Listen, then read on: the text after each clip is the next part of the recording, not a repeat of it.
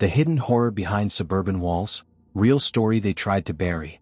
Before we begin, hit that subscribe button, drop a like and turn on notifications because what you're about to hear was never meant to be uncovered. It started with a house listing.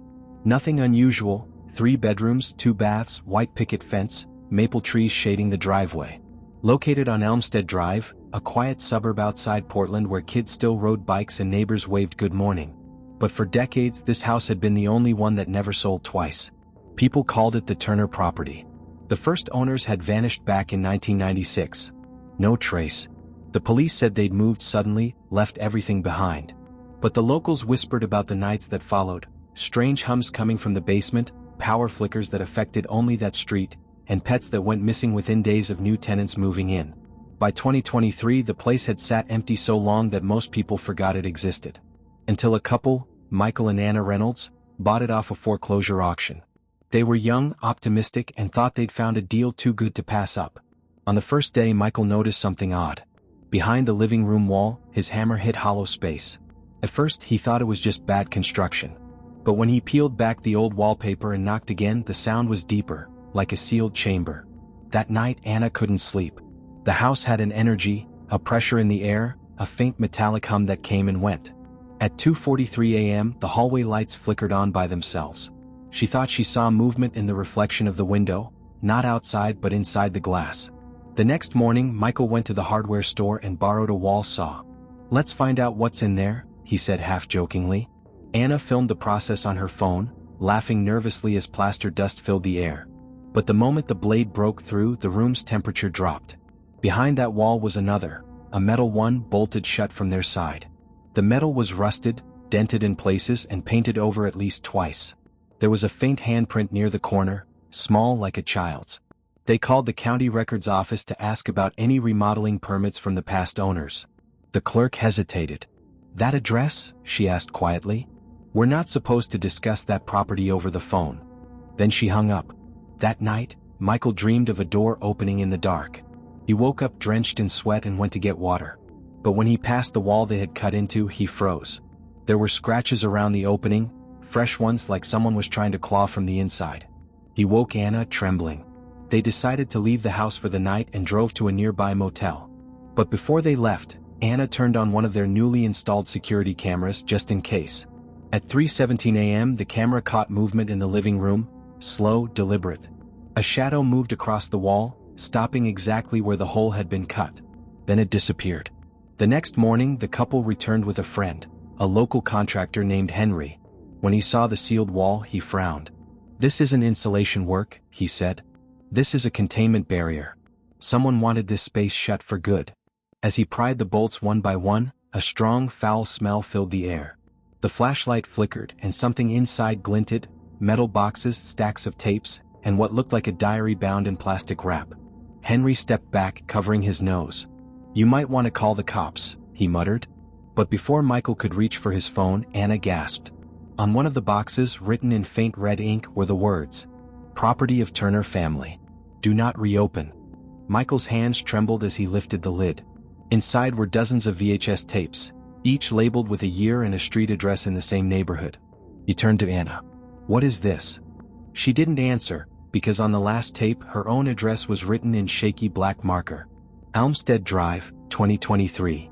The room fell silent. And somewhere inside the walls something shifted, a slow dragging sound, as if whatever had been buried in that house had finally woken up. They didn't call the police. Not yet. Michael and Anna carried the boxes into the kitchen and set them on towels like they were wet animals. Henry stood by the door ready to leave. "I don't like this," he said. "Whatever this is, someone wanted it sealed." Michael found an old VHS player on a yard sale site and picked it up within the hour. By dusk, the house was dim and quiet. The three of them sat on the floor, the TV glow washing their faces blue.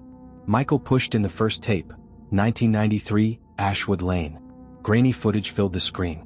A neat street. Lawns like green carpets. The view didn't look like a home movie.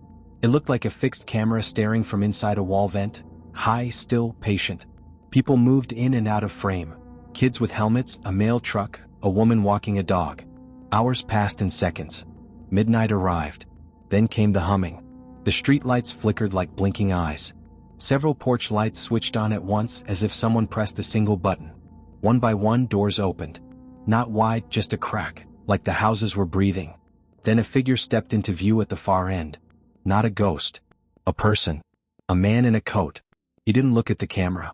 He stood still for a full minute, then raised his arm. He pointed at one house. The tape cut to static. Henry swore under his breath. Who filmed this? From where? They tried tape after tape. 1994, Lilac Court. 1995, Maple Terrace. The pattern stayed the same. Daytime normal, midnight hum, doors cracked open, the pointing man. Sometimes there were two pointing men. Sometimes a car's brake lights flashed with no driver inside. The dates matched the years. Neighbors whispered about weird nights and lost pets. Nothing graphic. Just wrong. Anna opened the plastic-wrapped diary. The paper was stiff and water-stained, but the ink held. Careful block letters, no names, only initials. Pilot begins. Quiet Street program approved by board. Install eyes and vents. All access hidden under service work. HOA signs off. Keep the story simple if asked. Energy saving, pest control. Anna read it twice. HOA, she said. The Homeowners Association did this? Another page. Turners refused the follow-up. They are kind but stubborn. Says we can manage them. Do not let them talk to the new families. If asked, say we're here to make the neighborhood safe. They heard a car stop out front. All three froze. Michael peered through the blind. A silver SUV idled by the curb. A woman in a navy blazer stared at the house, then typed something on her phone and drove off. No plate visible from the angle. The hum in the walls began again, low and nervous, like the house was thinking. Henry rubbed his arms. I'm out, he said. Patch the wall. Throw the tapes back. Pretend you found nothing. Michael didn't answer. He slid in the tape that scared him most.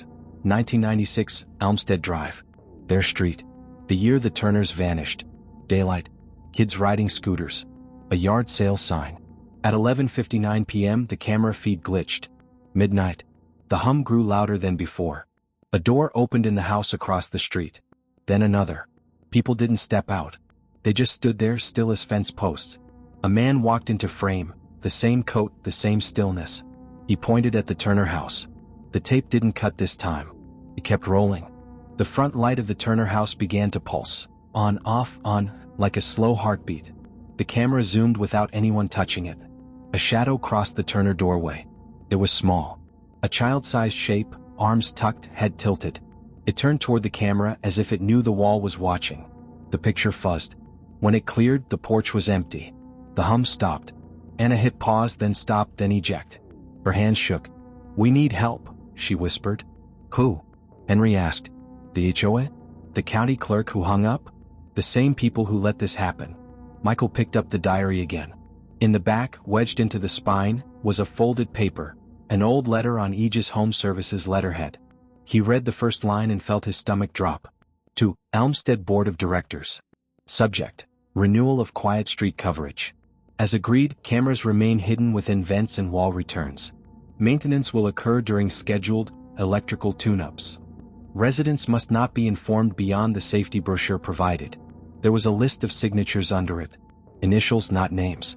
But at the bottom, one name was printed clearly, maybe by mistake. Margaret Davenport, President. Anna gasped. Mrs. Davenport? The lady with the white roses? She brought us cookies. Headlights painted the living room. The silver SUV again. This time it didn't move on. 3 people got out, 2 men in the same navy jackets and a woman in a blazer. She walked like she owned the street. A knock sounded at the door, 3 soft taps that felt rehearsed. Mr. and Mrs. Reynolds? A calm voice called. It's Margaret Davenport from the HOA. We heard about your little renovation. We'll take those tapes off your hands now. They're not yours to keep. Michael looked at Anna. Anna looked at the wall. The hum returned, louder than ever, vibrating the floorboards. The knocking stopped. The front door handle turned by itself. The door swung halfway open before stopping with a soft creak. No one stepped inside. Anna held her breath. Michael motioned for her to stay still, his hand trembling around the flashlight. The beam shook across the doorway, empty. The SUV sat in the driveway, engine running, headlights off. The 3 figures were gone. Then, from deeper inside the house, a voice said softly, "You shouldn't have opened it." The flashlight flickered. For one split second, the beam caught a reflection, dozens of small round lenses glinting in the cracks of the walls, like eyes blinking awake. Michael's phone buzzed violently in his pocket. Unknown number. A single text appeared. Put them back. Anna grabbed his arm. Let's go. Now. They ran for the back door, but when they pulled it open, cold air rushed in, and beyond the fence, the street didn't look right. The neat lawns and porches were there, but every house was dark. No cars. No sound. Just the faint electrical hum that now seemed to echo through the entire neighborhood. Behind them, the TV turned on by itself. The blue glow filled the kitchen. One of the VHS tapes, still inside the player, had started rolling. The footage wasn't from the 1990s anymore. The date on the corner read, "Live feed, 11:47 p.m." And the angle was from inside their own house. On screen, the camera showed Michael and Anna standing in the living room, the exact position they were in. Then the feed glitched, replaying the same 2 seconds on loop. Henry's voice came from behind the couch. "We need to destroy them," he said quietly. He'd stayed hidden when the SUV arrived. His face was pale. "These aren't just old security tapes. They're part of something still running." Anna stared at the wall, at the hole they'd cut open. The diary pages fluttered as if a breeze had passed through. But all the windows were shut. From the hole came a faint click. Then another. Like an old camera shutter, slow, mechanical, deliberate. Henry stepped closer and shone his phone light inside. "It's empty," he whispered. "It's just wires." Something in the dark blinked back. He stumbled away, falling against the counter. "There's something, someone?" The house lights surged and every TV, every screen, every phone lit up at once. The same live feed played across all of them. Michael, Anna, Henry, their every move mirrored with a 1-second delay. Anna screamed and smashed her phone, but the image kept streaming on the broken screen. From outside came the crunch of footsteps. Then a knock, not at the front door this time but from inside the walls. 3 sharp taps. Henry bolted for the door and yanked it open. The SUV was gone. The street was dark again. But across the road, lights began turning on, one house after another in a perfect line. People stepped into their doorways, silent, unmoving. Their eyes glowed faintly blue in the shadows. Anna backed toward Michael, whispering, "They're not people." The TV flickered again. The feed switched from their house to an aerial shot of Elmstead Drive, as if seen through a surveillance drone. Every house, every streetlight, every residence standing still.